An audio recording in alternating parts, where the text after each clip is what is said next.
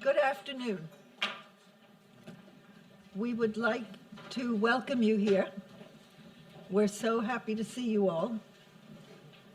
And I hope that we'll all learn a lot from the session this afternoon. You know, last year was the warmest year on record so far.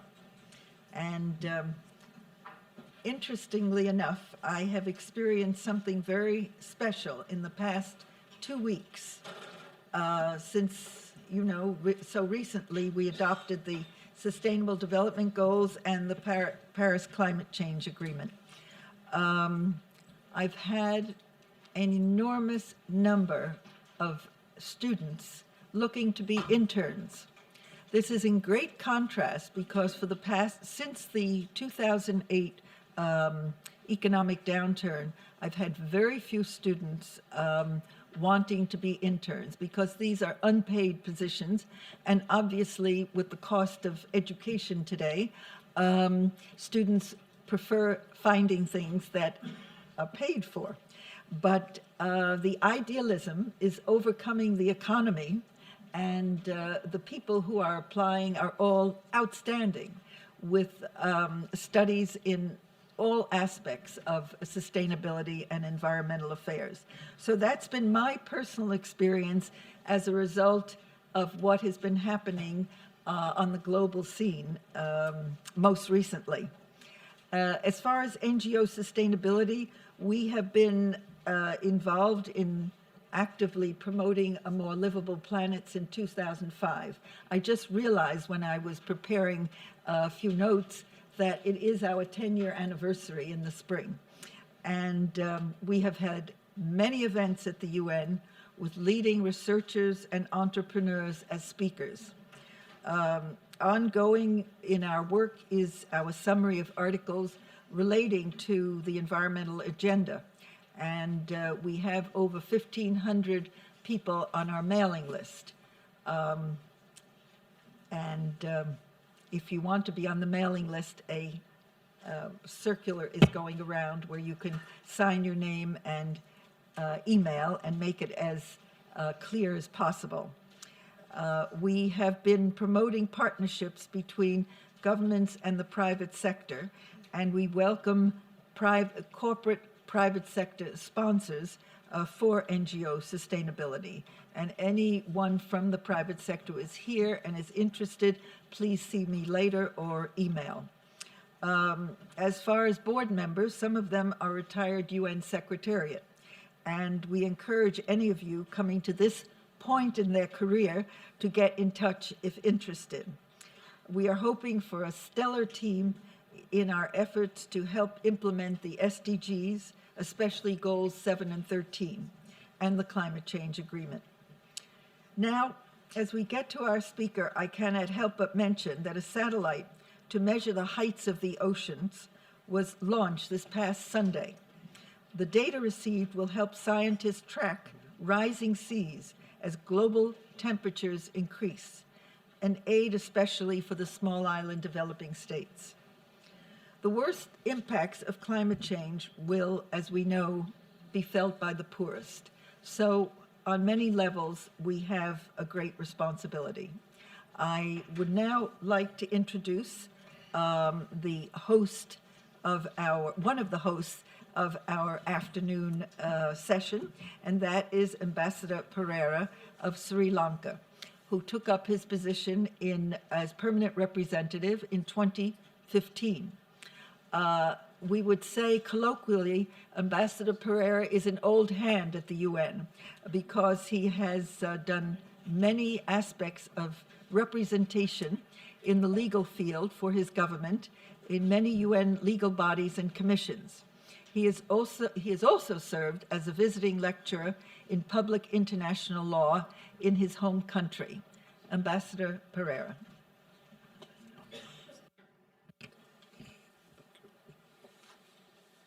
Thank you very much, Roma. This is Roma Sribavi, President, NGO Sustainability. Mr. Peter Keniloria, Program Officer, UN Office of the High Representative for the Least Developing Countries. landlocked developing countries and small island developing states, Mr. Gregory J. Sarno, President, Beach and Coastline Recovery Foundation, Excellencies, ladies and gentlemen. I consider it a privilege to be able to provide the co-sponsorship of the Permanent Mission of Sri Lanka to this important event, which focuses on an extremely timely issue, coastline erosion and its contribution to climate change. I thank the UN Office of the High Representative for Least Developing Countries, landlocked developing countries and small island developing states, and NGO Sustainability for being partners of this event.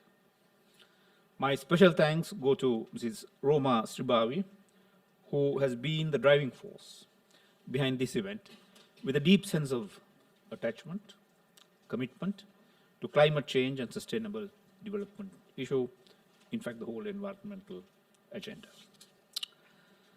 I also wish to thank Mr. Gregory J. Sarno, President, Beach and Coastline Recovery Foundation, who will be our resource person today.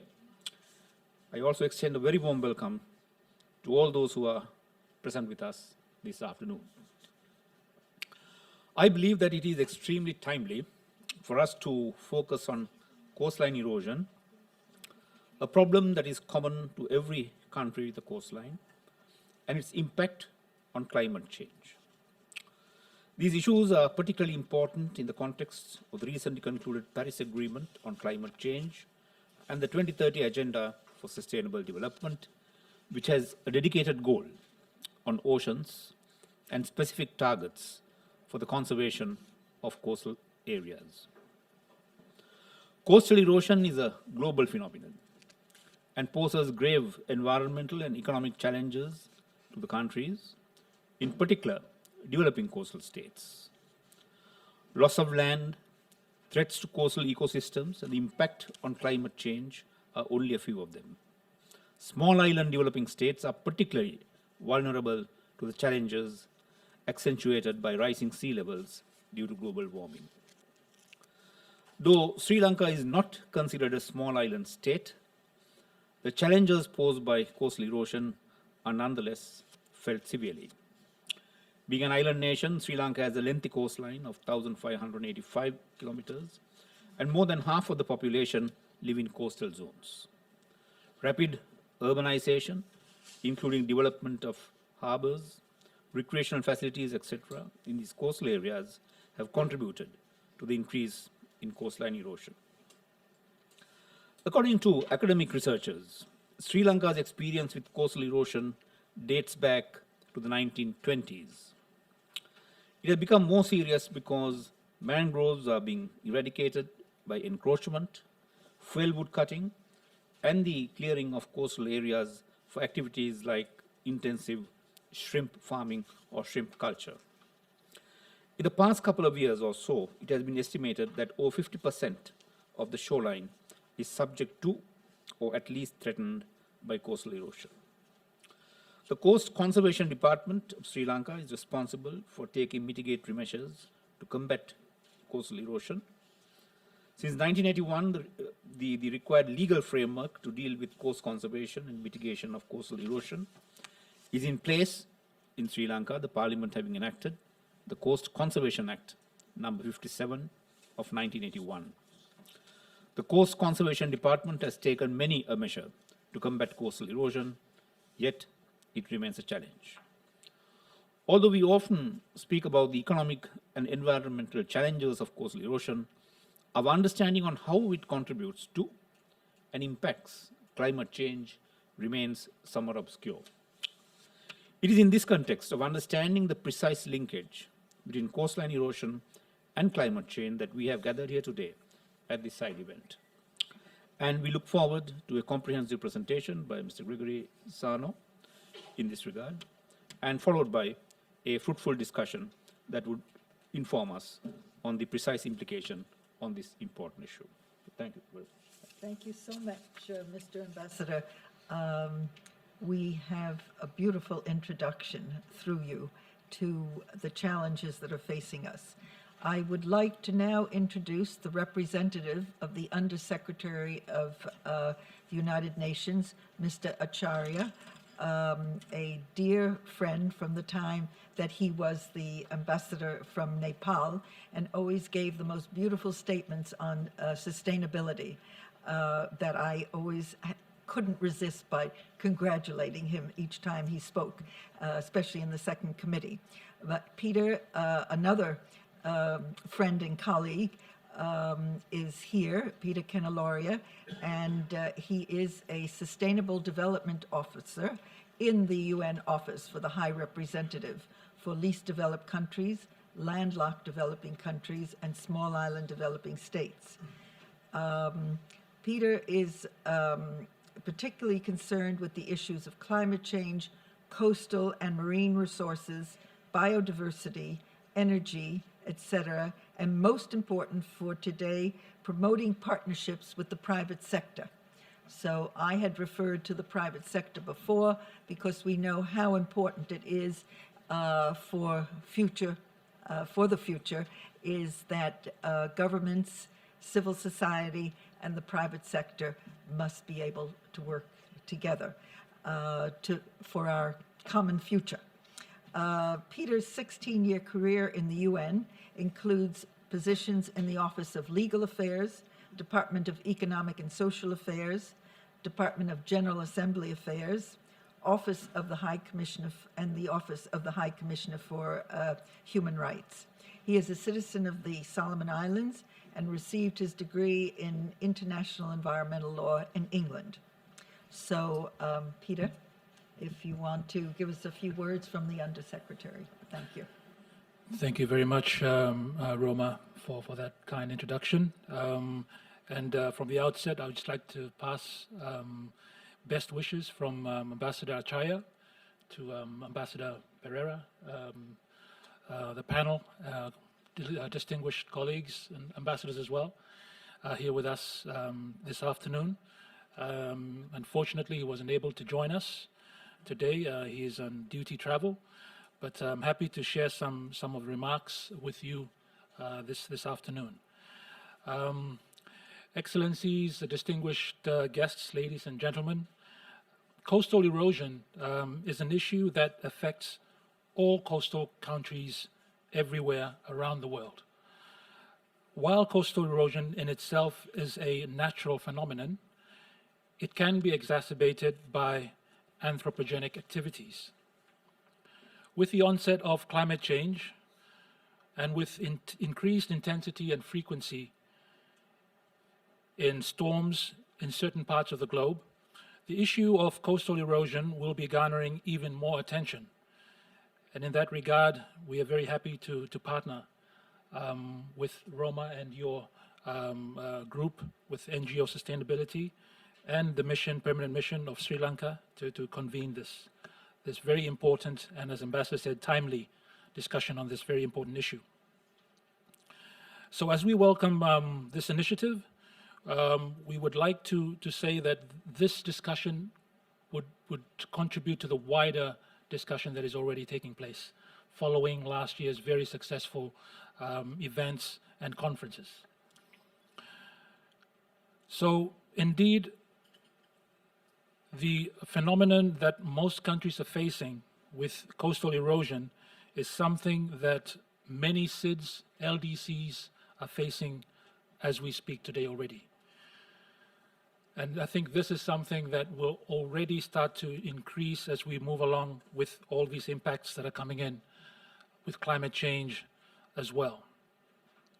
So the need to strike the right balance between development of coastal zones as well as the facilitate economic growth, as well as the protection of the coastal zones themselves against erosion and degradation is something that any coastal state would face on a daily basis, but perhaps more importantly, small islands would continue to face that and make that decision on a daily basis.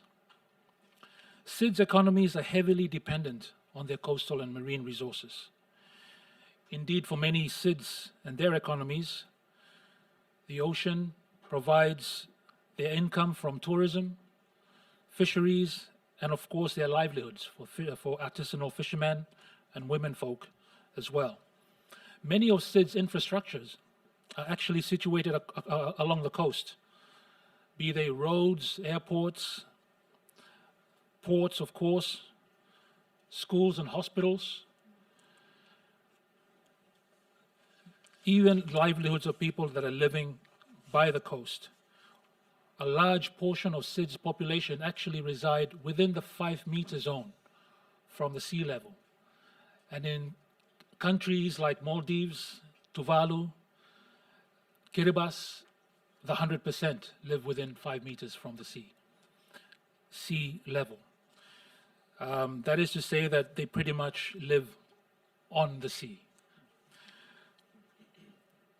And in that context, these countries will continue to count on their development partners, who are often involved in major infrastructure projects and development, to lend their expertise when they do such developments, to help mitigate whatever effects might come from these important developments along their coasts. And at the same time, it should be noted that many SIDS themselves have already taken action to mitigate coastal erosion, many of them through community and grassroots level action, where the erosion of coasts is a matter of survivability. Given that SIDS are coastal entities, the global community has long recognized the specific challenges that coastal erosion has for SIDS in their path towards sustainable development. In 1994, for example, the first global conference that set the agenda for sustainable development for SIDS recognized these challenges. This was over 20 years ago. At that time, it was referring for calls for support for SIDS in their attempt for integrated coastal zone management programs.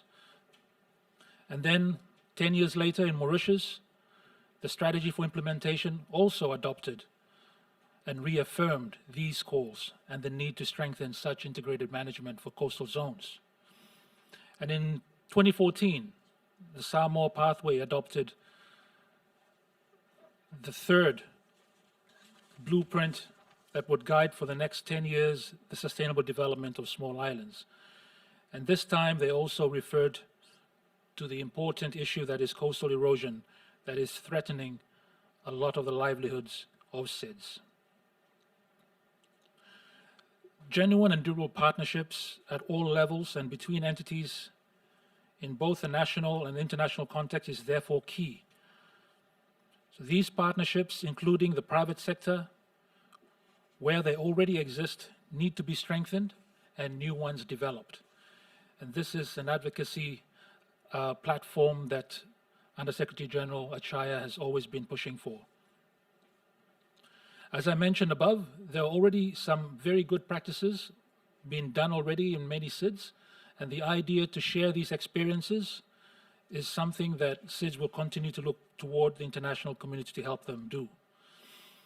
And as we will hear today, it doesn't need to be a SIDS to talk about coastal erosion. Other countries, coastal states, also face same challenges. In order to combat storm surges and king tides that are already affecting small islands and contribute to coastal erosions, many SIDS have already employed a mix of modern-day engineering feats as well as more low-tech solutions, including mangrove planting, for example. Our office is looking forward for the discussions that we will be having today, and we also look forward to strengthening our cooperation with the Permanent Mission of Sri Lanka and like-minded missions and countries on this very important topic. We look forward for strengthening our cooperation as well with NGO sustainability as we move toward trying to address some of the key issues coming out of last year's important SDGs outcome. Thank you very much for your kind attention. Thank you, Peter. We're getting more of a feeling of the drama of the world that we're living in. I would now like to introduce the speaker, Gregory Sano. He's been passionate on what he calls erosion, accretion erosion, right?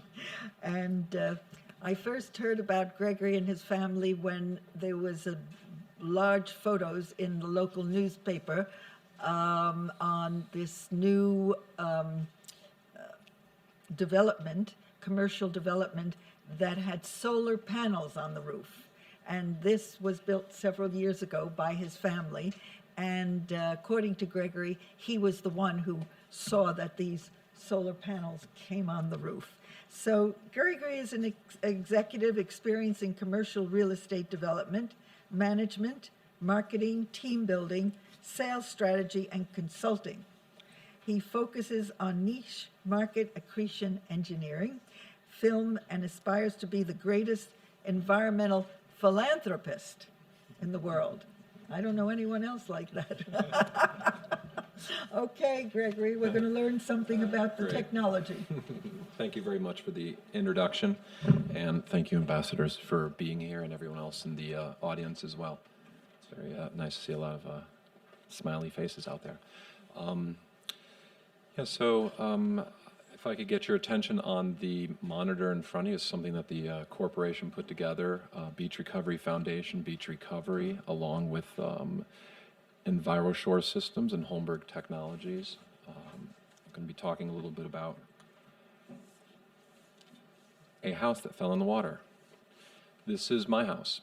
I raised Bill 5803 into law to save it. It's an unfortunate event to have happen in your life, to lose your home. $450,000 was allocated to fix this home. But unfortunately, at the time, there was only one company, Beach Recovery, LLC, which was established to fix the home. And the law mandates you cannot give the funds to a single company, especially when you raise a bill. So it's a very sad story. But this doesn't have to happen. And my passion stems from something that has happened to me and is happening to people all around the world. It's a horrible thing to lose your home, especially when you know how to save it.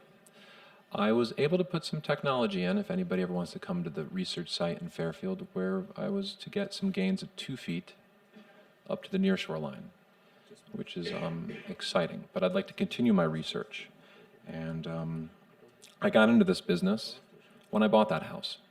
I was a commercial real estate developer, did very well. At the age of 31, I guess I fiduciarily retired, and I just was very passionate about sailing, and I wanted to be on the water.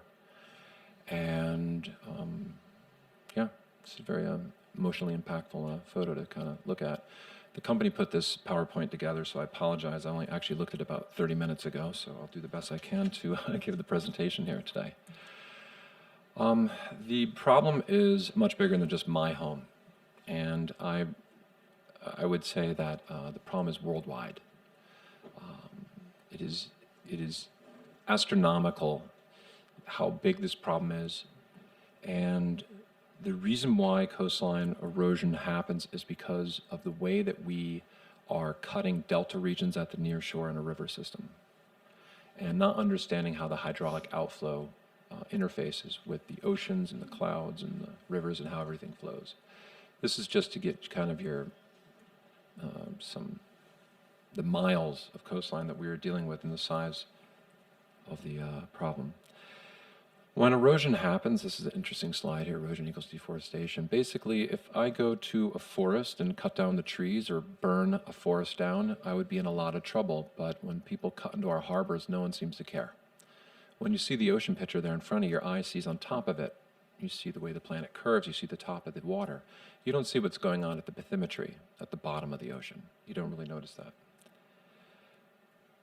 I'm going to talk about the importance of a healthy coastline, I guess, on this slide. This has basically 3 impacts. In listening to a gentleman to my left, the ambassador in Pereira, at the utmost importance is that, you know, I believe everybody in this room wants clean air, food, and water. Everyone wants a healthy planet to live on, a healthy environment, a healthy ecosystem. to be responsible and respectful of our earth, and to work with nature to heal it. I believe there is great opportunity within all the fiduciary systems to make financial gains, and what I'm going to show you. So turning greed for good is an interesting way to achieve the goal there that you stated earlier, Roma. And our community impact. I think everyone wants a beautiful sandy beach and not a rocky beach. So we have this to look at. This is a healthy beach. It's designed to accrete sand and not erode sand. So on this slide, we're pretty much just talking, well, self-explanatory. This one here is kind of getting to the core issue.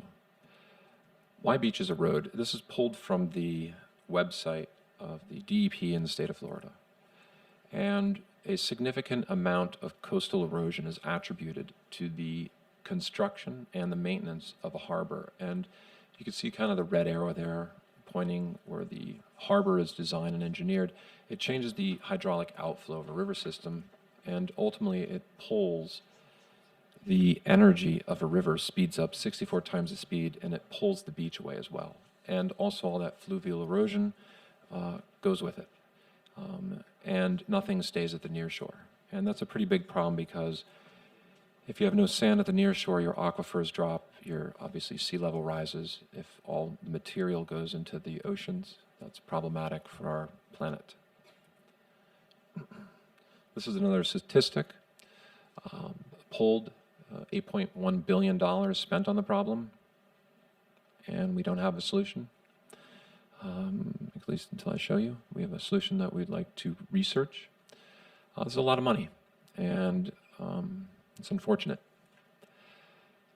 Whenever a dredging happens and they pull sand offshore to dump it onshore, to have $8.1 billion only wash offshore, the real root of the problem is that you have material buries metals and toxins, and now you just expose it into our ecosystem. And everybody here who eats sushi, well, the fish, everything goes in you. So this is all connected back to ourselves. And I'd like to, and I'm working with John, who's running around the room here, to put a film together called Saving Buddha, really tap into this a little bit more, and a little bit more video, which I'll be showing you in a minute. This is the slide showing the amount of people on coastlines and the amount of the erosion around the world. Everywhere you build a harbor and inlet, like in that photograph with the Department of Environmental Protection, state of Florida, we're creating a problem, and it's creating havoc around the world. It's creating desertification, it's creating our dropping of our fresh water.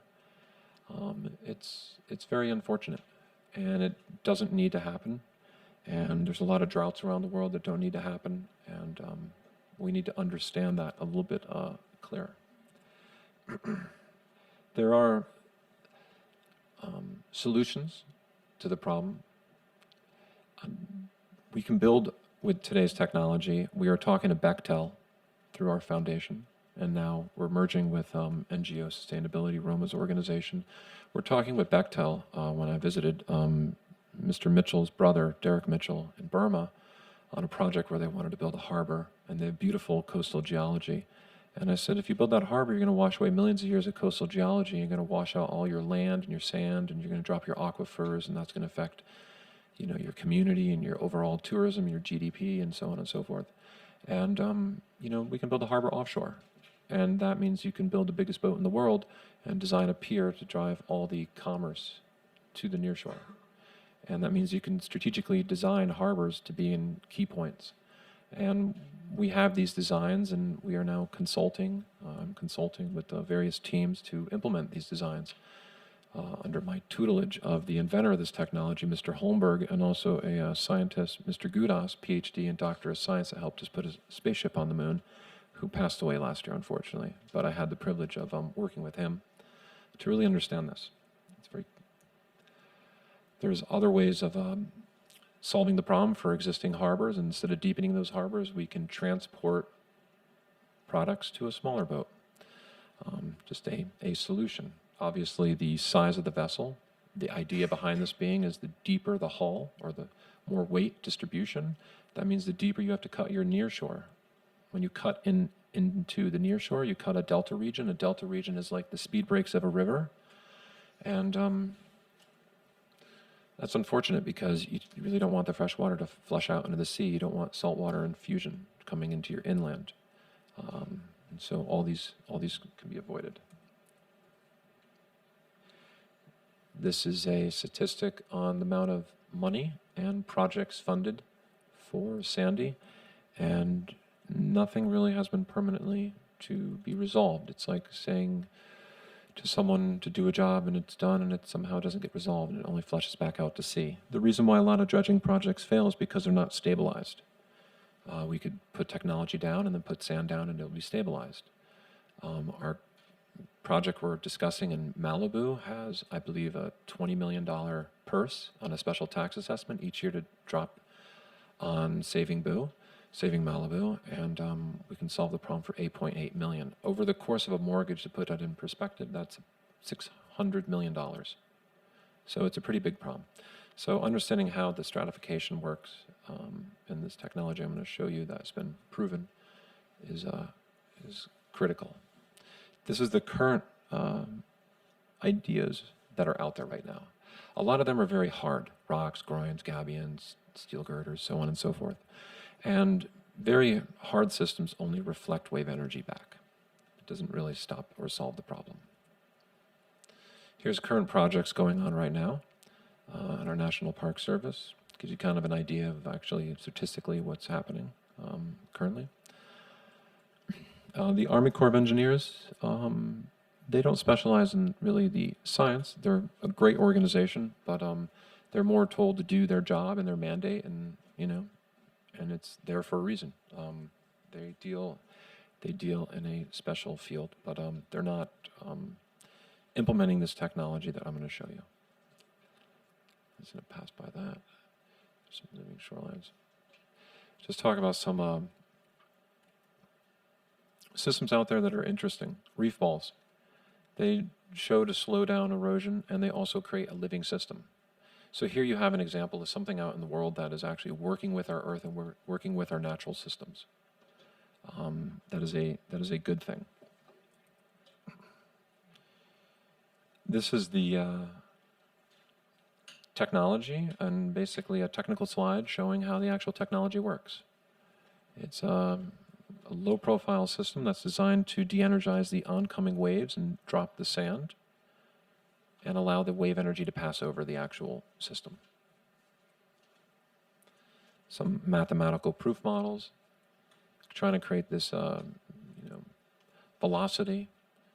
That's the objective. So to get to these designs, it's a computer algorithm. Our partnership in Greece that we work with, we give them the data, they run it through the computer, and we come up with a design, and we know exactly what will work and what won't work. Last thing you want to do is put down 6,000 cubic yards of cement filled in geotextile fabric and it just sits there. So we want to actually get the results and have it accrete land. This top slide is a system allowing the wave energy to break over, where the bottom slide showing the two arrows shooting out is a typical groin system where the wave energy goes around it, so it just pulls away from the beach or traps on one side in some cases, depending on the environment. This is the inventor of the technology that I'm going to be discussing here in a second, or showing in a second, Mr. Holmberg. Here's some before and after photos. I guess this is really what I would love to see around the world as my life mission, to get people to embrace our research at NGO Sustainability and to have more results like this. These are before and after photos of installations around the world. This one was in Saudi Aramco, vetted out over 2,000 engineering firms and put in the ground. That's 90-day results right there, which is pretty impressive. So it really stops the nearshore wave energy and builds accretion in land. Here's another example of that. So what you see in the picture of the left is an eroded beach. on the right, you see a beach. What's important to me about this is that that coastline is reflecting energy of the sun back out into the atmosphere. It's also creating a dune structure, which is absorbing carbon and sequestering materials and holding back our fresh water. The bathymetries there are healthier, and it's able to take these red tide conditions and turn them around and get a healthier swim condition, less wave energy at the near shore, safer environment if we're talking tourism. And sand equals, if that was a hotel, that would be a very happy hotel on the right and a very unhappy hotel on the left. It would not, their sales report would not look so well. So we're really touching into fishing industry, tourist industry, insurance industry, banking industry.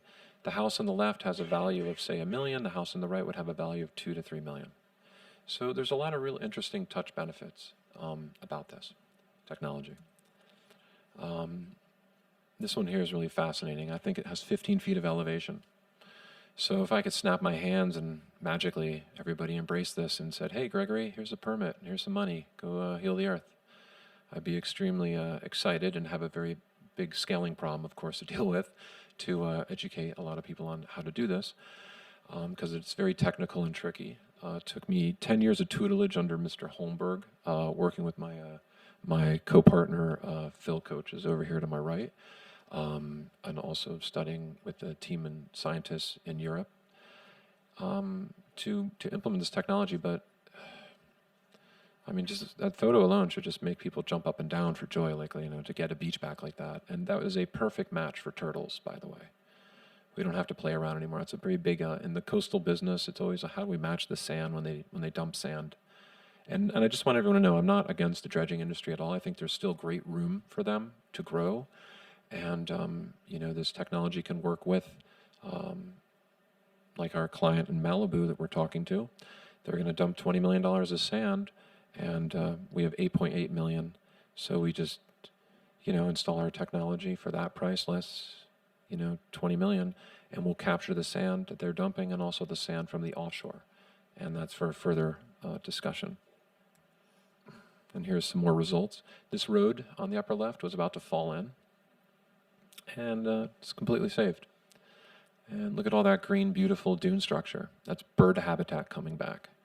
That's all your water that may be pure and may be toxic, depending on where you live in the world, right? And it's filtering through land. Land is very interesting to me, especially being in the real estate business. But when you can grow land and make land, it gets really exciting. And speaking of which, I just want to say we actually did secure permits in Hellshire Beach, Jamaica. So we're very excited about that. We're in the process of doing a little fundraising, and that project is coming online through our collaboration here with NGO. Here's some more results, and I actually did a little video to show you a before and after picture. This is a basic drawing of what we're looking at. It's a basic structure, kind of like an earth stitch that helps slow down the wave energy and drop sand. And here's a side angle of it, of what it looks like. Technology is a geotextile fabric filled with cement, and it's smooth and you can walk over it and it's not going to hurt your feet. You're not like rocks where you're going to trip and hurt yourself or anything like that, and it buries itself.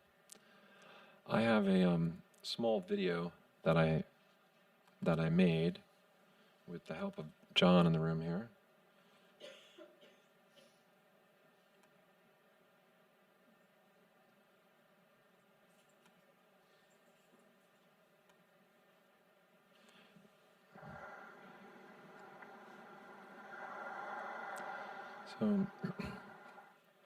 So here's a case example. So we can see this house here, right?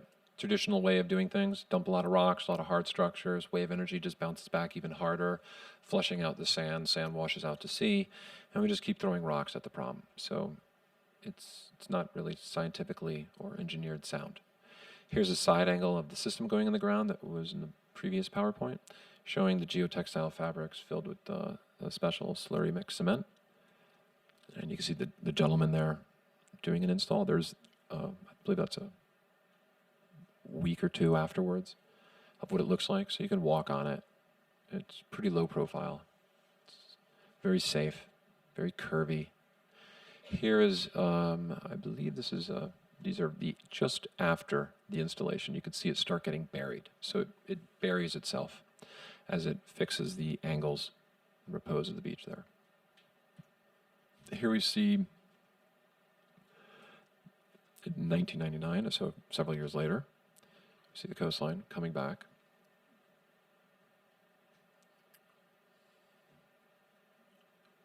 And we see it buried.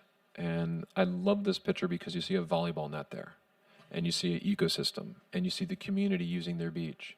And I would love to study the social impact that would have on humanity if everybody had a beach just to kind of take a walk and just relax and take a break from their life and really just reflect on what we're doing here on this earth.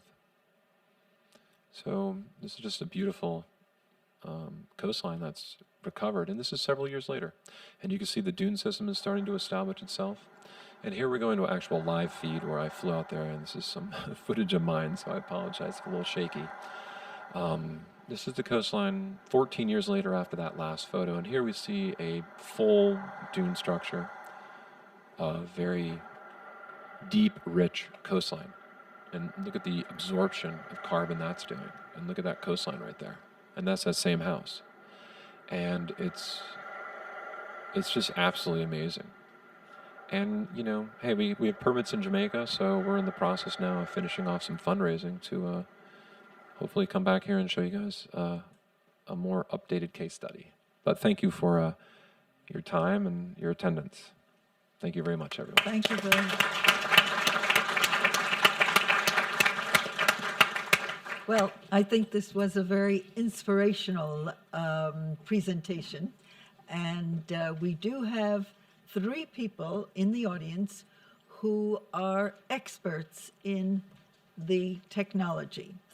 One is sitting over here, and it's Dionysus, yes?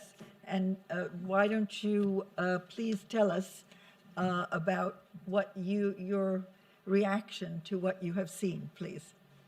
Dionysia. Thank you very much.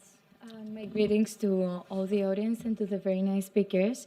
I'm the chair of the Mediterranean Parliamentarians on Sustainable Development. And in the Mediterranean, the issue of coastal erosion is really very important. Our country, Greece, is at the level of red, as we call it. That means that it is a very high risk of losing much of its coastline.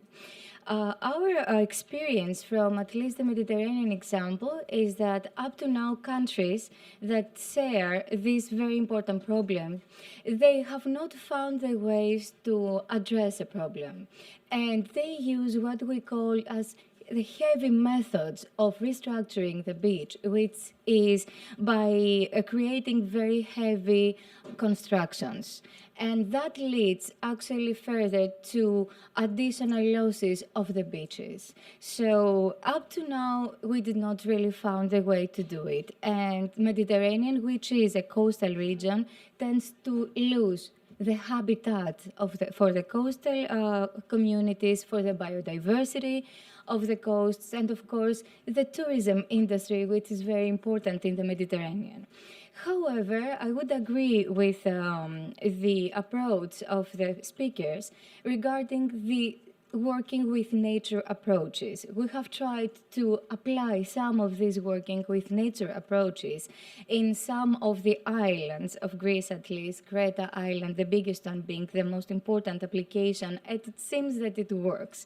From our perspective, it would be very important to actually have all the lessons learned together from all the countries that have worked on this issue, from the businesses that are working on the issue, and of course under the UN auspices. We have to elevate this type of initiatives globally to see it as one of the most important impacts of climate change and of the heavy human impacts of the environment, and to take it as one of the most important threats, because it definitely threatens our existence in part of the land that is close to the coast. I would like to invite you to have a follow-up event on that, because I think that this is one of the most important topics of our century. And thank you very much for organizing this workshop today. Yes, well, thank you for your words of encouragement. I should mention that Dr. Dionysia Theodora Avgerinopoulou is the candidate for executive director of UNEP, United Nations Environment Program. So we know if she gets elected, coastlines will be saved. We have an expert. Okay, now we have Glenn Gordon here, who has a at-home and very close to us in Long Island example of what he did to save his coastline. Thank you for having me. There's a device that was invented by Charlie West, and it's called the Dune Ladder. If you go to duneladder.com, you can see what it looks like. It's shaped in a curve. It has an opposing angle to a wave. It's built with parallel slats. It's backfilled with sand, and then it is planted with salt grass. The grass grows, the sand blows, the dune builds. And it's been installed now for 15 years. There's been resistance because it is a hardened structure, but it does not act like a hardened structure. It is the last line of defense to beach erosion. And if you like to see it, just give me a call. And maybe we will organize a trip to see an example of how you can deal with this problem. So we appreciate your invitation and your expertise. Thank you so much. And now we have Phil Kosis, who has his own firm called EnviroShore Systems, and he implements his technology for dealing with accretion engineering. I'll get it. We like the term accretion engineering. I actually worked under Dick Holmberg with Greg for, 12, 14 years now? Yeah. So I was very familiar with these sites. We've gone to visit them. One thing Glenn mentioned that's really, really important is even though the materials we are using are hard, they're concrete or they're whatever you put in, the way we have to change people's mind is that these are used to change the energy. And when you're dealing with big storms off of the Atlantic Ocean or whatever, there is a huge amount of energy coming in. So you need something that can handle that and modify that energy. The system that Greg showed on there showed how the vortices change the hard energy coming in, softens it. When you slow down the current, the sand drops out of the solution. Therefore, it builds the beach. You naturally create a lower energy area on the beach where more and more sand can deposit. And the nice thing about this system is we found, some of these systems have been in for 40 years and they're never had to be replaced and they've been buried. But what they do is they create these low energy systems which supply sand upshore and downshore, whereas things like the jetties that you normally see rob Peter to pay Paul. You see a deficit upstream, but you see a surplus downstream. And this is why this technology is just so very important. We are very honored to have the ambassador of the Maldives here, who is also head of the Small Island Developing States group, the SIDS, and I would like to hear his reaction because he really has a constituency that has to deal with these problems. Thank you very much, and it's a very, very important subject, and I thank the organizers, His Excellency Mr. Rohan Perera, the distinguished ambassador of Sri Lanka, and the NGO Sustainability, and the OHRLLS, which is our parent, guardian of all the small island developing states, LDCs and LLDCs in the UN system, which for the Maldives, this particular topic of coastal management and coastal erosion is at the heart of where the existence of the country is, because for us, it's a country which is 99% ocean and just only a mere 1% land. And the land is only just 3 meters, not more than 3 meters above sea level. The bulk of the land above is 1.5 meters above sea level, which when you talk about the presentation by the previous speakers about talking about the most number of people in the world living at very much at a coastal zones. The Maldives' entire population is living at a coastal zones. So when we talk about the beach erosion, it is a serious problem for the country because 97% of our inhabited islands has been reporting beach erosion, and uncontrolled disposal of solid wastes, including medical waste, is a serious threat to the ecosystem. The climate-related hazards such as accelerated sea level rise, sea surface temperature rise, and more severe weather conditions is all contributed to the degradation of the island beaches. And then the other thing is Maldives being a very attractive destination.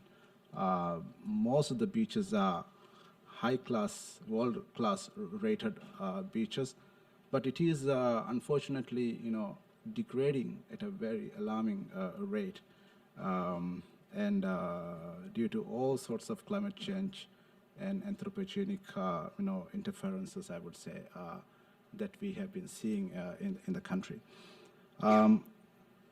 Maldives has been concentrating a lot on the coastal zone management, and we have been spending huge amounts from the country's budget on an integrated coastal management under the Maldives climate change policy framework, and a country which is also heavily dependent on tourism, which is also having very strict and stringent controls on how tourist resorts can be developed in the Virgin Islands, where there's strict rules on how much percentage has to be left for the beach area, how much little dwellings you can have on an island, because actually if you're looking at the islands, such a small islands, 1,200 islands spread around 90,000 square kilometers, and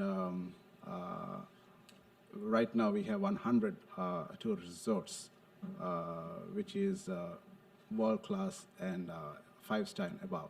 So they are, but the government has been looking at these development of resorts at a very, very, a strict manner.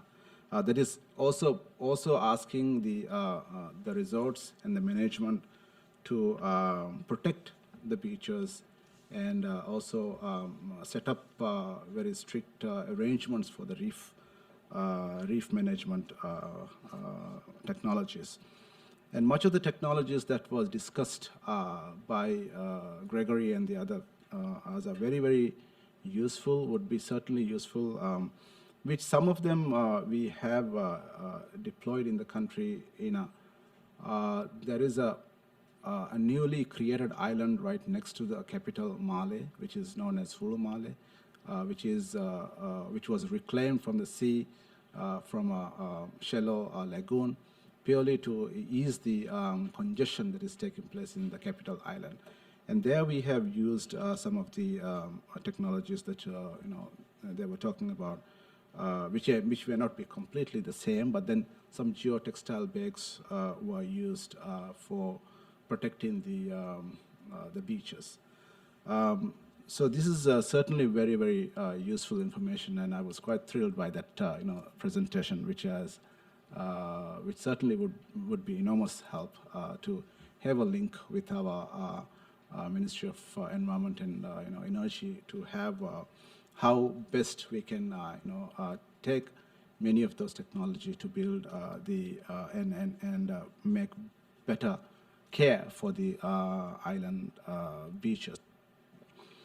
Maldives also been chairing the Alliance of Small Island States. Let me also say that this particular event has been extremely helpful as we have been leading the negotiations onto the successful Paris Agreement that was just concluded.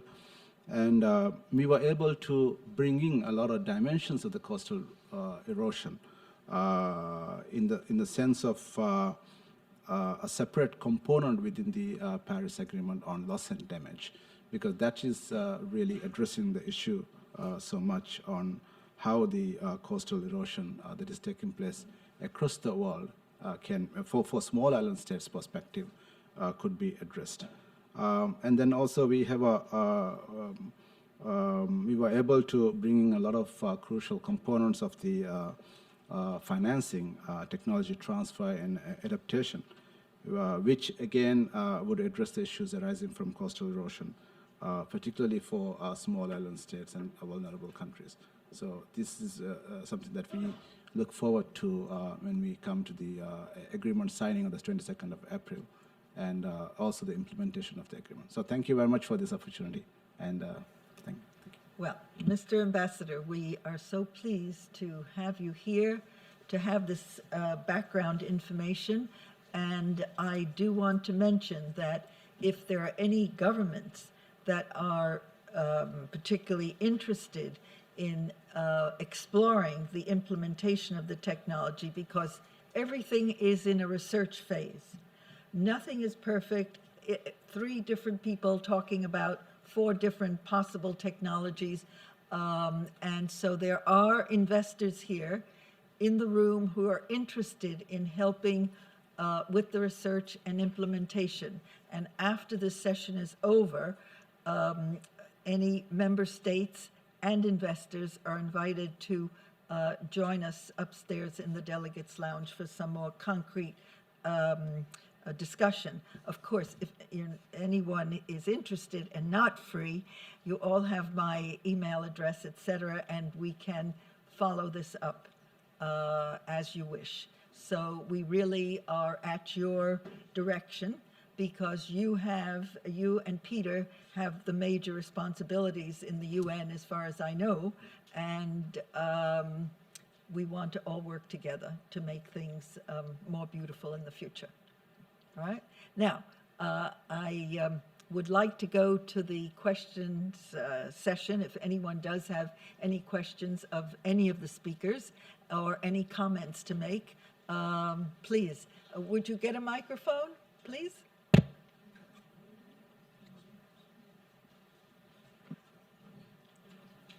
Hello. Question for the gentleman in the Northeast. I have quite a few friends in Montauk. I saw on Facebook earlier this fall. I never really dug into the topic. I didn't have the time, unfortunately. It would have been great for this evening. Can you kind of elaborate on the project, if you're knowledgeable on the topic, on the communal backlash that there was in regards to the Army Corps either putting these geotextile bags on the Montauk beach line? Are any of you kind of knowledgeable on that topic? That's yours. I don't have that much knowledge about the Army Corps project out there. I can speak more about the Dune Ladder and what we're doing, and it was a more appropriate application, and unfortunately it's a hardened product, and they're not that interested. It's misunderstood, just like Peter was saying. Okay. Not very satisfactory. Yes, please. And please introduce yourself as you start speaking. James Merriweather. I have a question for Greg. In terms of cost, could you give us some idea what the cost is, like for the project that was shown on the film? And is there some decrease of cost with scaling? Like, let's say a country actually wanted to fly it for a large you know, scope of their coastline. If there's a way that this could be done on a more massive scale, could there be cost reductions, and what sort of, you know, idea could you give about that?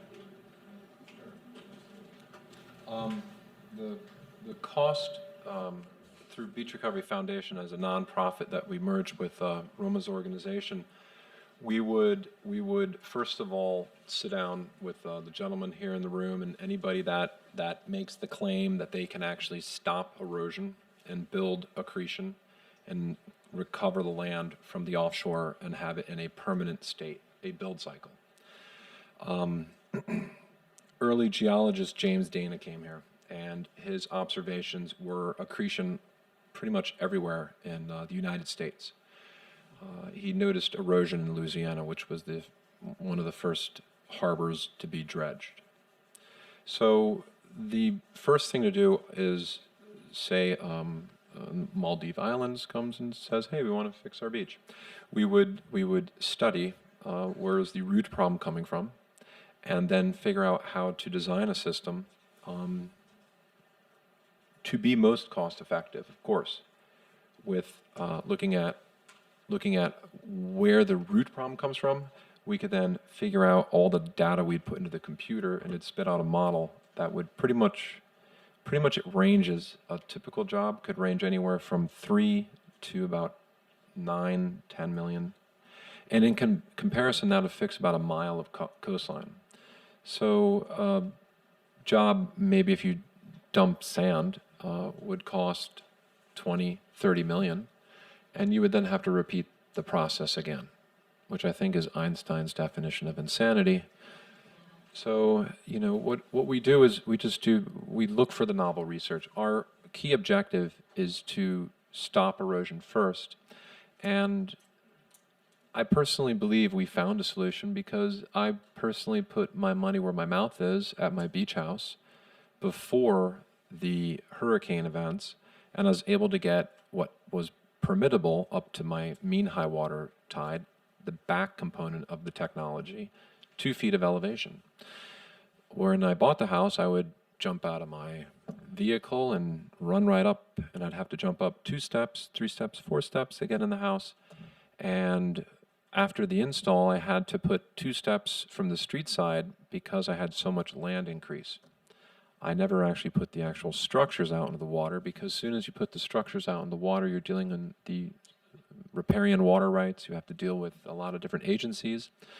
And it's not the government's responsibility or fault. There's just a G-level status where they, you know, if I'm an officer of an organization in the government, I have a mandate, and my mandate would say, you know, dump rocks, dump sand, anything else, I'm not going to go to the next level. And gee, if I don't get my $10,000 bonus, my wife will be upset at me. I don't take the kids on vacation, you know. So there's a connection here. But the cost that right now, if you look at dumping sand and having it wash away, and dumping it and having it wash away, it's extremely expensive, and it's costing every taxpayer in America a lot of money to just have it wash away. So it's very illogical to me. So I've personally flew out with groups of people, and my friend Tony Rowan is an engineer in the Army Corps of Engineers, and went on these sites and really kicked the tires. And I brought on some friends of mine that were in the construction business. Being in commercial real estate development, I know a lot of these people. And Mr. Rowan was extremely helpful, as well as Phil and my friend Guy at the time, because he came from the Army Corps of Engineers, and he was an engineer. And he was very insightful that these systems worked. And I would speak to, I have over probably 25 interviews of people that I would go on their site and be like, so tell me what happened before and what happened after. And they'd be like, geez, my house is falling in the water. And this guy showed up and he put this technology down, and then boom, look at all this land I have, you know, 200 feet of beach. I was pretty impressed by that. So the cost is a lot cheaper. It's a very long answer than traditional methods. Yes, I hear you buzzing in my ear over here, but yes. I would, before we go to the next question, we have 1 or 2 of our board, well, maybe 3 board members here. Maritza, who has been a UN secretariat working on legal affairs for many years in different capacities. Please raise your hand. Yeah, and we have Henry, who is a private sector developer with great interest in preserving our planet Earth. And we have James, who has brought a lot of the private sector people, because James is in real estate management. And of course, real estate has water around it, surrounded in some way or other. So these are three of our board members, James being the newest, and we welcome him. Did I miss anyone? No. Myself, President. Okay, so any other questions? Yes, please. Please introduce yourself. Okay. Do you turn this on? No, it's not. Thank you. Yeah. My name is Gelvin Stevenson. I operate the Green Tech Investors Forum, and which is a monthly event of emerging green tech companies. And one of those might be of use to you all. It's a gentleman has developed a way of taking discarded tires, and he makes these into tire logs, which can be any about any length. He just cuts out the center wall, slices the tread, lays them out about 4 thick, and then winds the treads around that that center core with equipment that makes it very tight. So it's just a very, and then he drills grommets in every 3 feet so you can anchor it. It might be useful. It's not quite hard. It's much softer, but it's not quite as sophisticated using the currents, but it could be very useful for that. So I just wanted to offer that if anyone is interested. Talk to me afterwards. Okay, thank you, Gelvin. And you can always get in touch with me if you want to make any connection with Gelvin. Just to touch on that, that would be something that we would, through the nonprofit, we would like to research. That's our whole idea, to have a very open mind, any solution to the problem. Yeah, so absolutely. Yes, this gentleman here, please introduce yourself. Jim Tripp. I work for a national environmental group, the Environmental Defense Fund.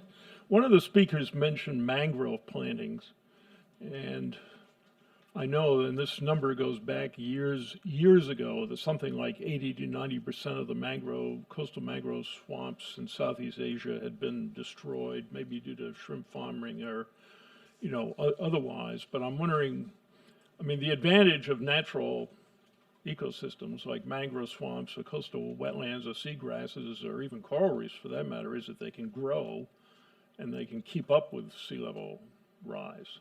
So I'm just wondering how extensive the experience with mangrove planting has been that the one speaker referred to, or whether any of you who do work with soft systems that you've been describing also integrate what the Corps of Engineers calls natural and nature-based infrastructure, i.e. things like wetlands or living systems. Yes, well, if someone would like to answer that of our speakers or non-speakers. You're working, once again, that will hold land back, but in certain situations, if you design a harbor improperly, it will find it will not work, because you have too much energy rubbing up against the inlet opening, and it will erode itself out. But I've worked down in Dominican Republic, and a gentleman wanted me to see his island in Belize, where Leo just bought Blackador Cay near there, and he was cutting all the mangrove trees down to develop his resort, and we noticed a direct connect with the relation between the plant and accretion, or stabilizing that near shoreline. I don't know if that answers your question. Somewhat, or did I get to the heart of it? But there is a definite connection between working with plants. After seeing this technology, such as the Dune Ladder or Mr. Holmberg's technology, you're working with putting in a structure and then having a back system stop that energy, allowing for the plants to grow. So if there is any trouble in any of those developing areas, there is ways to slow that energy down. So it really ultimately comes down to an energy equation. When you dig a hole over here and build an island over there, you're gonna create a problem because the Earth is trying to just basically patch it up. You can look on Google Maps and go to Governor's Cut in South Beach, Miami, and look north at the next cut, and you can see how those rock structures are put out and how the tide comes in on the back and how it flushes out to the front, and you could see how it's just flushing out the beach. And I even kind of posted a little video on that cut at our Beach Recovery Foundation Facebook page, just kind of showing the effect of these hard structures. But yes, the plants do work in certain situations, depending on the environment. Yes, I just want to mention that there's a gentleman standing in the back, and he is our intern associate from Argentina. Actually was in the Ministry of Economy there, and is the gracious gentleman and has accompanied his wife, who is taking a master's in law at NYU. And so I have the advantage of his very advanced expertise, especially on the computer. And he's been a great help in making all this possible. So I want to thank Enzo, and he should be recognized also. Thank you. Okay, now we have the next person asking a question. Please introduce yourself. My name is Marira. I'm from the Maldives mission. I do not have a question, but I was just going to respond to the gentleman about the mangrove stuff. The mangrove, for example, in Maldives, we have seen that even though the mangrove is been a very effective barrier to which reduces coastal erosions, but in Maldives we usually see the mangroves are mostly in the inland part, which has which encompasses like it forms its own pond and like protects its own.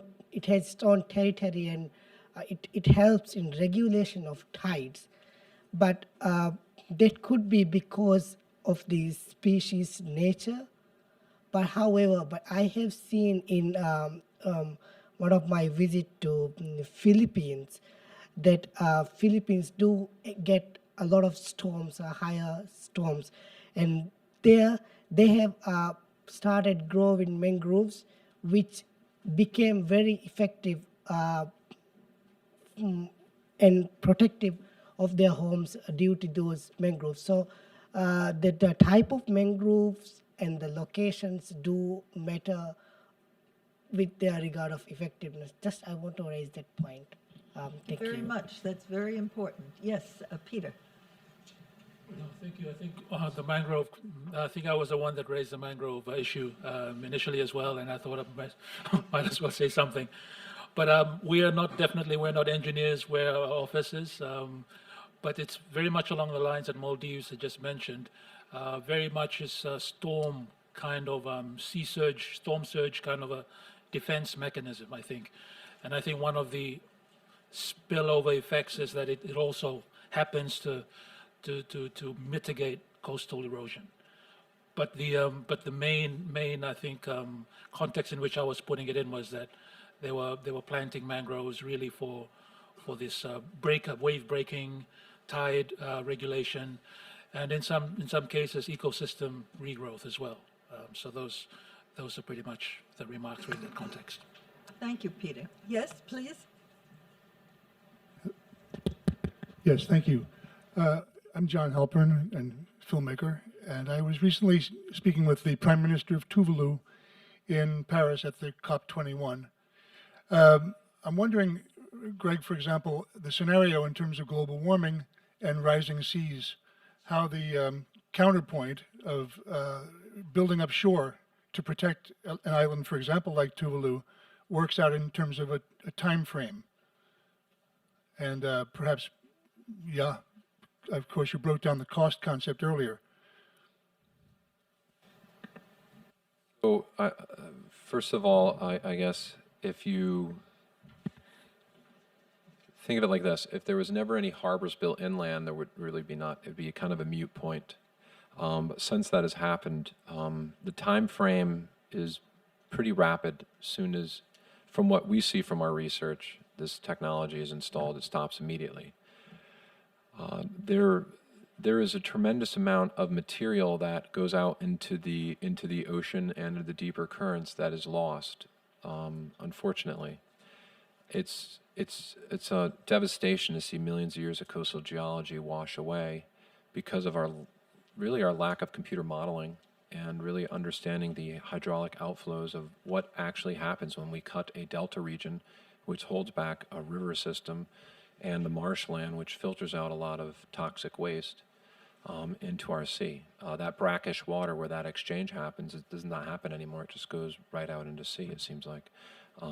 So to answer that, I really would like to engage I would really like to welcome the world to ask all these questions with your mangrove trees and everything, to do our site in Jamaica and to do the research there. We already have secured the permits, and we're calculating that we'll have 200 feet of coastline, and it depends obviously on the storm events.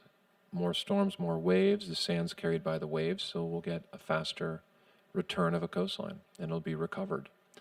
So that is ultimately to be answered in our research in Jamaica. But it's ultimately at the root of it. It is immediate effect that happens because in an eroded beach, the angle of the coastline is very steep, and the wave energy is very strong. So there's a lot of energy and sand coming where the stabilization takes effect, and over time it then dissipates, and that wave energy spreads out. So you will get a lot of gains from what I've already studied at the initial year period. You get a lot of the gains because a lot of coastlines have a lot of strong energy. There's research in Saudi Arabia site where after the installation was done, they noticed the barracuda came back. There's other research where they, certain Dorcas kunkel came back, and species that came back indicated excellent water quality. Certain areas of research that I've read on this technology, the scientists went out and dug a square meter and found some 600 microorganisms, and 90 days later they found 7,500. So you have this abundance of life that happens. Yeah, it'd be nice to see it happen in Jamaica since we already got through the hardest part, getting the permits. The next is really the funding to continue the research to showcase this for the world. So I hope that answered your question. Yes, please. My name is Stephen Byro. I'm a lawyer. I was just wondering, there's some controversial island building going on, and I was wondering how permanent those islands that have been manufactured are. That's a pretty broad question to answer, but typically when you look at how nature works or look at a natural process, there's a term called stratification. So you get like the big material to the very fine, beautiful sand we all want to kind of walk on in that example. When you take material from one area to another, you kind of disrupt that, and then liquefaction gets in. And of course, you have to study how it was constructed. But a lot of these islands have hard structures around it. So it'll last a while, but you don't get the kind of coastline that really is of the earth. I mean, you get this kind of rocky, coastline, which really sucks. I mean, lack of a better word. It's just horrible. So it would be nice to, I've been to Dubai, and I have a research site in Dubai next to a claimed 7-star hotel. And I'm always curious how it can be a 7-star hotel with a 1-star beach, but they have big signs there that the coastline's eroding and don't get in the water. And it's just like, it looks like a construction site. And it looks like this all around the world. When you study it in the in-depthness that I have and the knowledge I'd like to transfer to everyone, when you step on these healthy sites, it's absolutely beautiful. It's beautiful to see healthy ecosystem and to walk into a kind of meandering path and over a dune and into the beach, and you just kind of escape. And you go on these sites that are eroded, and it's just like, you have a parking lot and you have noise. And in Westport, Connecticut, where I've just sold my house, I would go to Campo Beach and I would just kind of dream of, geez, wouldn't it be nice just to kind of stabilize this beach and have 200-300 feet of material land and dunes and separate the parking lot and all the noise so you can kind of get away. And what would that psychologically do to the community, as a whole? So, yeah, that's about it. So hopefully that answers that, sir. Was there a question over here? Yes, Henry? I'm part of NGO Sustainability. Gregory, thanks for being here today. I thought it was a very engaging discussion. I think your solutions are wonderful on a micro level, but given what the ambassador from the Maldives, thanks for being here as well, given they have 1,200 islands and thousands of miles of coastline, and given the cost of some of these solutions that has been presented here today, what's the long-term solution for these SIDS going forward? I mean, is there anything technological, or are we looking at something more macro? To answer that, the long-term solution is to really stop cutting delta regions at the nearshore. It's really simple. If I was to say it this way, there's a torture, and I think the Chinese came up with this one, the death of 5,000 cuts. We are at like 4,500. We keep cutting our harbors and our inlets, and we keep then watching our coastlines wash away. So the first thing is education, to make that connection. Once when you make that connection, then you have to either A, pull a harbor out, which isn't going to happen, or find a way to stabilize the nearshore. Another solution is to build an offshore harbor to accommodate where you would be planning to build a nearshore harbor. So I think the first thing is education, but on the small scale, a system can be designed to fix a coastline from Miami to Maine in between all those harbors.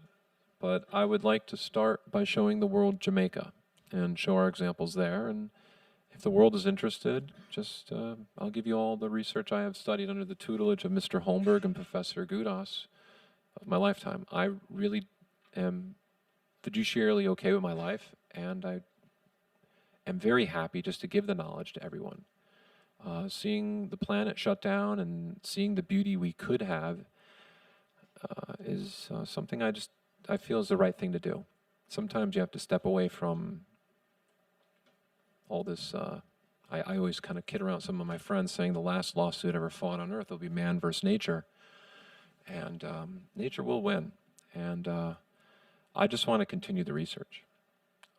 So it could be applied at a small or big scale, macro or micro scale. Yes, please. Sorry. Hi, I'm Bonnie Harkin from Nautilus International Development Consulting, and I was very interested in your comments about these offshore ports and wondered if you could elaborate a little more on that and how your discussions are going with Bechtel on that, and have you approached any governments, have you approached any port authorities about that idea? We currently right now are in conversation with Bechtel. The idea being is a ship has a hull, it has the depth of the ship. So the idea being is, once again, the root problem is cutting these delta regions. And if you can take a port, say the Governor's Cut, and move an offshore port and design it in a way, if this table represents the land and this is the ocean, or I could represent building it in Jacksonville, be probably a little bit better with traffic patterns considering the way the roads lay out in the States. You could then design your port offshore to accommodate the size of any ship without having to deal with any maintenance cost of the harbor getting clogged up. So it's coming down to designs. We are, I understand, talking about sharing some designs for Bechtel to consider and implement. And of course, this touches into many industries. I mean, you're talking about, the shipping industry and so many kind of touch benefits when you could design your ports to be exactly where you want strategically, opposed to where a river system is. So we kind of stop hurting the earth and designing it to work with nature in these designs. So it's always nice to say, hey, here's the problem, and look, we can solve the existing problems by putting down this technology or the dune ladder or any other technologies in the world, or the tubes or the tires, but also to give another solution by saying, hey, why do we even have to do this in the first place? Let's start thinking outside the box and build things offshore, and it can be done. Yes. The ambassador of Maldives has to leave, and he wants to answer a question. Thank you very much.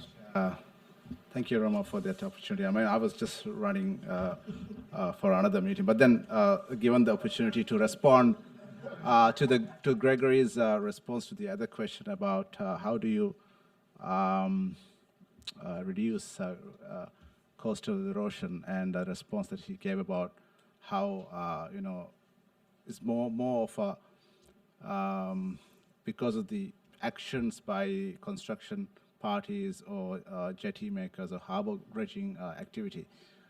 Maybe it is the case for many countries with large land masses and all, but actually in the small island states like the Maldives, it's not the case. I mean, the erosion that is taking place in the Maldives, for example, and many other island states which I know, is nothing to do with the coastal, kind of construction of the jetties or the harbor dredging.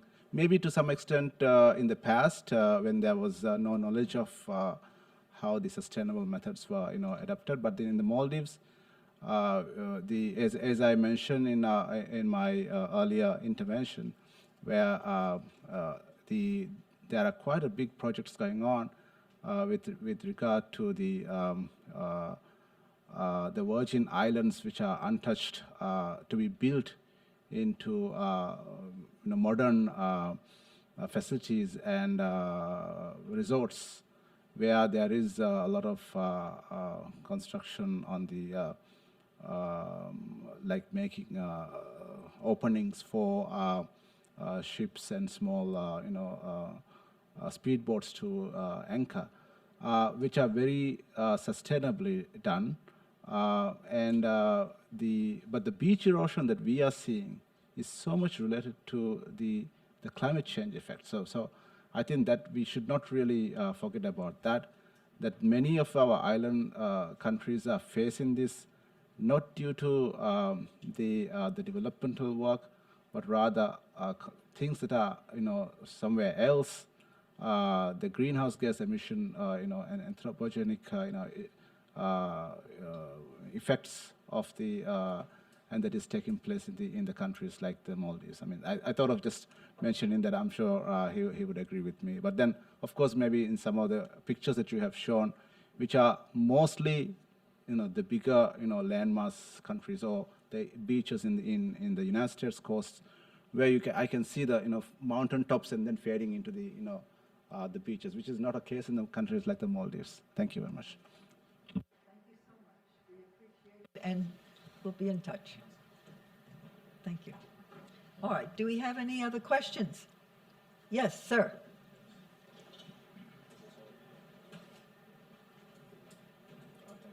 Hi, my name is David Byers. I'm a member of Beach Recovery Foundation. I was just curious to know how the fisheries, and with the fish returning by the rehabilitation of the habitat, be it from your program, Greg, your technology, or from the reconstruction of the mangroves, has that affected the local economy and helped back the fishermen of local villages, and how has that benefited the local economies? Answer that. Aha. We have a system. Thank you very much for that question. I think just to say that once again, the reports we're seeing and we're getting from those islands, and once again, they're usually community-based, so grassroots people working with civil society groups, following very careful studies of what can be done. There's the ones that we've been seeing happening around the small islands. are usually rehabilitating an area that perhaps used to have mangroves, but for whatever developmental reason, those have died. So you have that mix, and then you have those that are doing it for the sense of storm surges, as we were saying. But in terms of the economic benefits, I think it's a little bit too early for some of them to make a point on whether they have been economically beneficial for the local community, except that for the actual planting and the exercise of doing the mangrove has been economical, because the projects usually involve some grants or funding to the local community to do that planting themselves. So there's a little bit of capacity building in terms of how to do it. A lot of the times the capacity building is actually shown by the villagers on how to do it, plant a mangrove, because that's what surrounds them perhaps in the past. So so a little bit of economic benefits perhaps come from the actual activity itself. But in terms of long-term effect of that have grown up, we haven't yet seen. There may have been, but we just haven't cited those that I could speak of freely here. It's interesting. Maybe we have to go to IFAD, the Food and Agricultural Organization. They may have specific projects related to this. So I would do research with FAO because I think they probably have something going on that we're not aware of. You know, the UN is a very big system, and with all the specialized agencies, there is not a lot of coordination in terms of all their projects, and over the years too. So that's, for that kind of information, I think that FAO in Rome would be the best answer. But I'm sure you can get it online. Thank you. Do we have any more? Yes, sir. Mr. Ambassador. Thank you very much. Please introduce yourself. Yes. I'm Caleb Otto. I'm ambassador of Palau. Palau. And I would like to thank my colleague and friend, Ambassador of Sri Lanka, very much for and for convening this meeting with you and all the panelists and speakers. At first, I thought that the topic was mistaken. It was the contribution of erosion, coastal erosions to climate change. And in my mind, I said, it's the other way around. It's a climate change contribution to coastal erosion, sort of just like what the Ambassador of Maldives was saying. Because in Palau, that's exactly the case.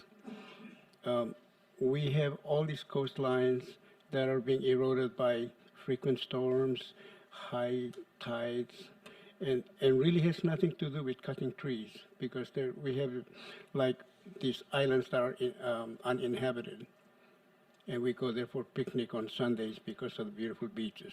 These are being eroded, so nobody's out there to cut the trees in those islands. But my question is, and piggyback from the other question, are there smaller models that can be used for the small islands? Because I understand the technology that's available, but I also, with regards to the question about the cost, I don't think it was actually answered adequately. We don't really know, except in my mind, I know it's expensive. So I just say that, okay, this is not for me, this is for California, this is for Florida to Maine, but it's not for Palau. I once saw sort of a structure in the same kind of line using pine tree stems in the Seychelles in sort of rejuvenating their coastline. So I'm wondering, in the research that you're doing in Jamaica, is that part of it, is looking into some smaller scales that can be done for the islands? Because even Jamaica, I think, is bigger than Palau. Thank you.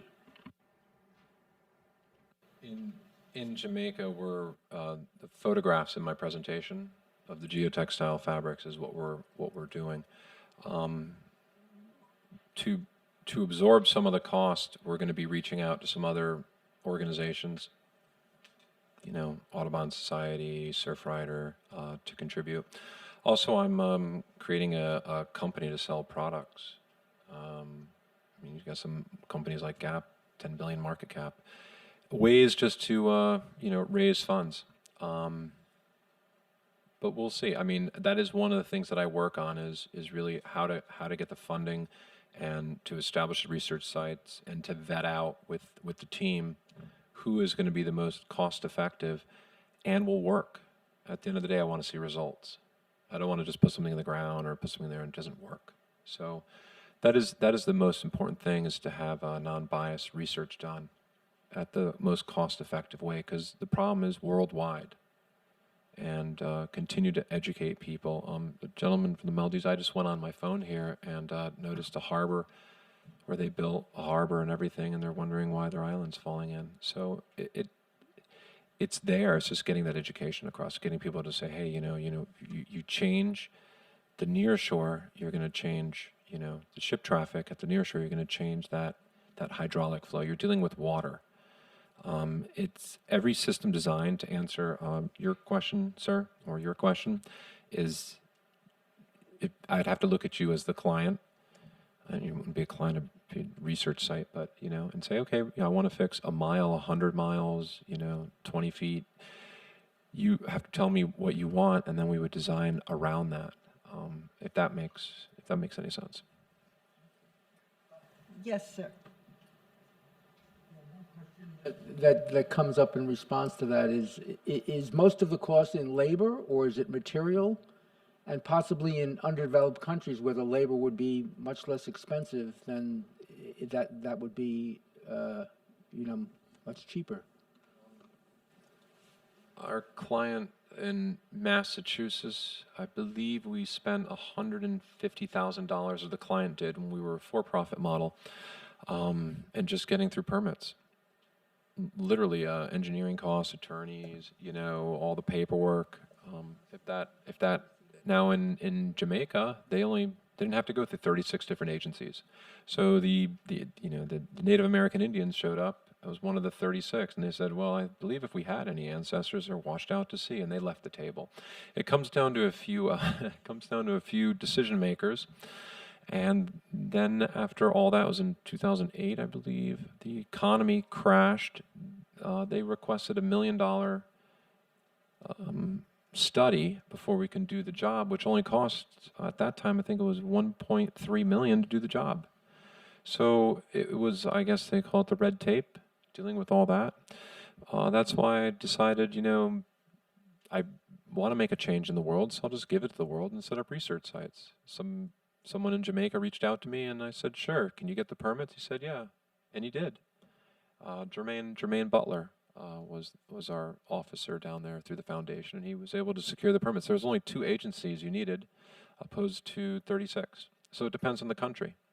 But as far as the actual cost, you have material cost, and you have labor cost. That job there, I believe our raw cost is $811,000 to put that one in the ground, to fix their beach. The beach Bob Marley used to run on.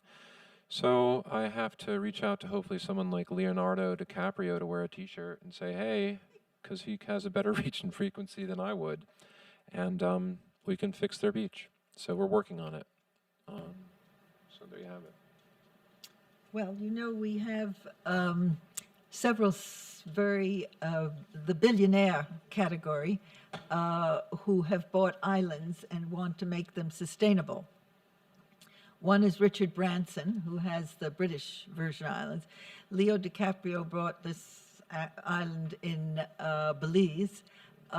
We have Larry Ellison from Oracle, who bought an island in Hawaii. And let's see, well, there's another one. There's a 4th one.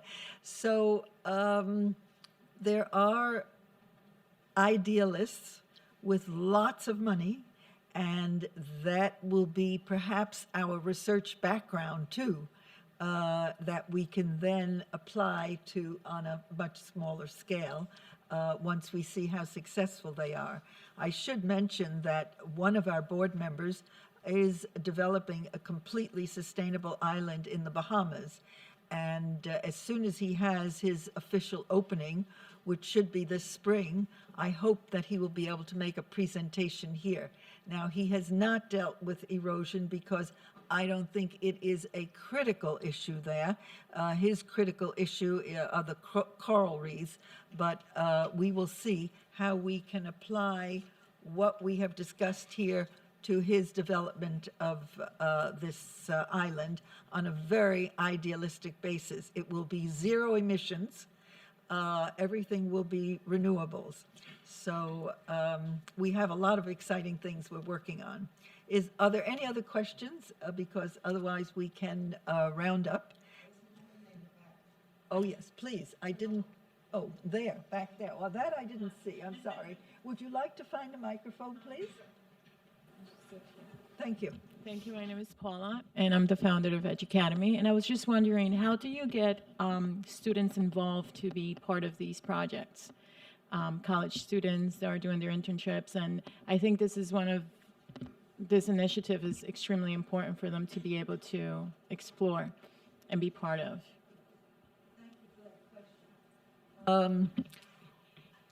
Actually, Star Island in the Bahamas, there will be a research section to it, and it will be inviting students to come and spend certain periods of time to help with all different aspects of sustainability, hydroponic agriculture, fisheries. The island is supposed to be completely sustainable in both food and energy.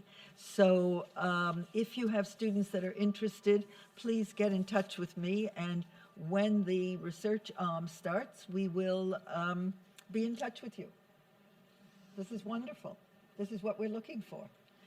And so I think it's time to wrap up. I should mention that the next event we're working on, we have a leading researcher from the National Renewable Energy Laboratory, which is the leading laboratory for the Department of Energy.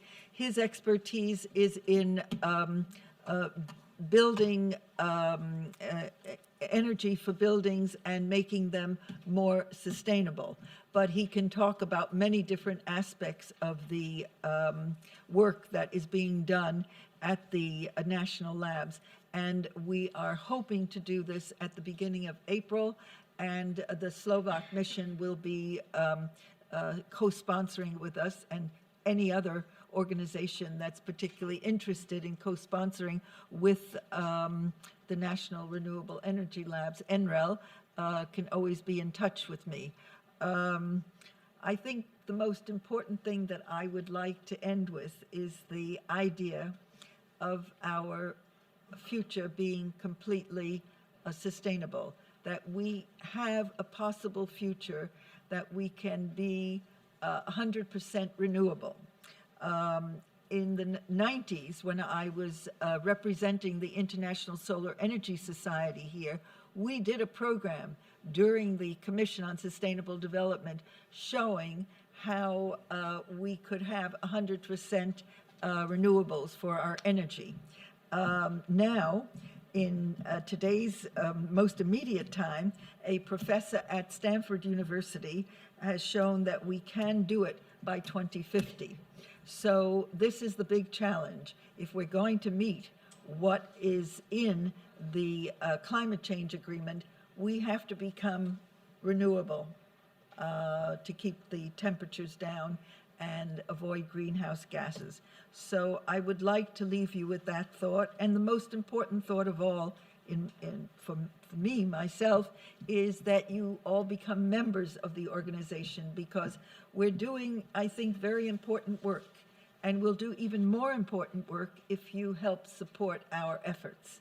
It's not a big amount of money, but it is a little bit, and every little bit helps. Look what happens with Bernie Sanders. $27 a piece, and he's got millions to campaign on. So any little bit you can offer us will make us bigger and better. Now I'd like, if any closing word from our co-sponsors, and I give you the floor. Thank you very much, Roma, for this, taking the initiative to convene this session. Extremely well attended, and the most informative presentations, followed by that very stimulating and incisive interactive session, ranging from sophisticated technology to working with nature approaches, and it brought to surface also the particular problems confronting specific groups of countries such as Maldives.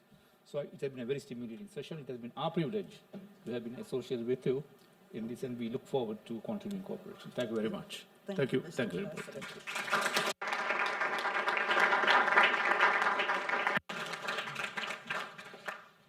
And Peter? The Undersecretary, our best regards. Okay? All right. Well, any investors, any member governments, any of my board, second floor, delegates lounge. Otherwise, we'll see you next time.